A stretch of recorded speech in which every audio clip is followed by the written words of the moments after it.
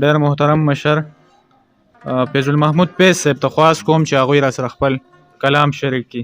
فیض صاحب یو دو شعرونه به د کلام نه ویم. وایي هغه صابر مې کا چې خیال ونه کم. امید صاحب هغه صابر مې کا چې خیال ونه کم، ستا د مخلوق نه چېرته سوال ونه کم. او هغه عابد نه چې یم پروت په سجده، هغه عابد نه چې یم پروت په سجده او د سجدې په وخت کې پال ونه کم.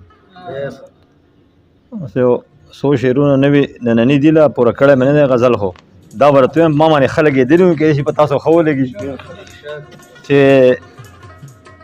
دا چې مې په زړه راځي دردونه انعامونه، دا چې مې په زړه راځي دردونه انعامونه، عشق ستا د لورې پیغامونه انعامونه. دا چې مې په زړه راځي دردونه انعامونه، عشق ستا د لورې پیغامونه انعامونه.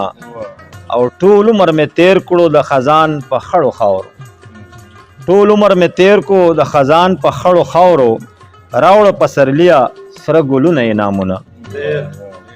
او چاته شوګیرې د یار په یاد کې انعامونه، چاته شوګیرې د یار په یاد کې انعامونه، چاته په مړوند باندې خوبونه انعامونه.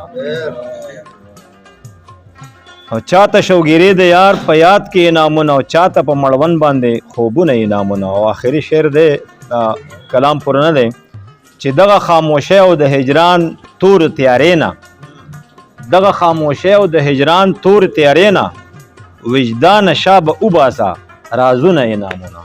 ما السلام.